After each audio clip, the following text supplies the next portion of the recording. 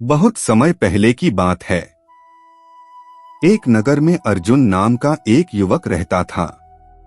वह बुद्धिमान था, मेहनती था, लेकिन उसकी एक कमजोरी थी। कोई उसे कुछ भी कह देता तो वह तुरंत प्रतिक्रिया दे देता। लोग उसकी भावनाओं से खेलते थे। कभी कोई उसका मजाक उड़ाता, कभी कोई उसे गुस्सा दिलाता, और हर बार अर्जुन अपना मानसिक संतुलन खो देता। धीरे धीरे लोग उसकी इस कमजोरी को पहचान गए। अब वे जानबूझकर उसे परेशान करने लगे। अर्जुन को लगता था कि हर बार जवाब देना ही ताकत की निशानी है, लेकिन सच इसके बिल्कुल उल्टा था। एक दिन परेशान होकर वह एक बौद्ध भिक्षु के पास गया। उसने कहा, गुरुदेव, लोग मुझे छोटी छोटी बातों पर गुस्सा दिला देते हैं। मैं खुद को नियंत्रित नहीं कर पाता। भिक्षु मुस्कुराए। उन्होंने अर्जुन को अगले दिन एक शांत झील के किनारे आने को कहा। अगली सुबह दोनों झील के पास बैठे थे।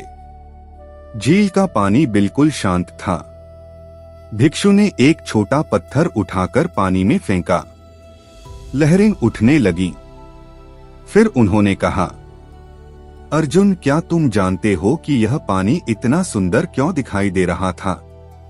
अर्जुन ने कहा, क्योंकि यह शांत था। भिक्षु बोले, बिल्कुल।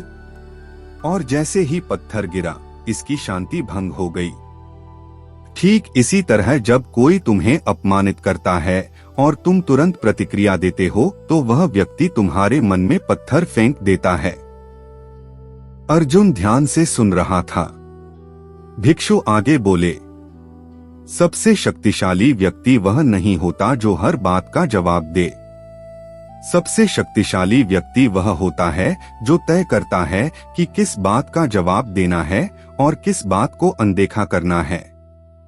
अर्जुन के मन में यह बात गहराई तक उतर गई। भिक्षु ने कहा, गौतम बुद्ध के पास एक बार एक व्यक्ति आया। वह उन्हें घंटों अपशब्द कहता रहा, लेकिन बुद्ध शांत बैठे रहे। जब वह व्यक्ति थक गया तो बुद्ध ने पूछा, यदि कोई तुम्हें कोई उपहार दे और तुम उसे स्वीकार न करो तो वह उपहार किसके पास रहेगा? उस व्यक्ति ने कहा, देने वाले के पास। बुद्ध मुस्कुराए और बोले, ठीक वैसे ही मैं तुम्हारे अपशब्द स्वीकार नहीं करता। अर्जुन यह सुनकर हैरान रह गया। भिक्षु बोले, याद रखो, लोगों की बातों से ज्यादा ताकतवर तुम्हारी प्रतिक्रिया होती है। यदि तुम अपनी प्रतिक्रिया पर नियंत्रण कर लो तो कोई भी तुम्हें नियंत्रित नहीं कर सकता। फिर उन्होंने कहा, इतना शांत रहो कि लोग तुम्हारी शांति को कमजोरी नहीं, ताकत समझें। जब तुम हर परिस्थिति में स्थिर रहना सीख जाते हो तब लोग तुम्हें हिला नहीं पाते, और जो व्यक्ति हिलता नहीं उससे दुनिया डरने लगती है। अर्जुन की आंखों में चमक आ गई। उसे समझ आ गया था कि असली शक्ति आवाज ऊंची करने में नहीं बल्कि मन को शांत रखने में है।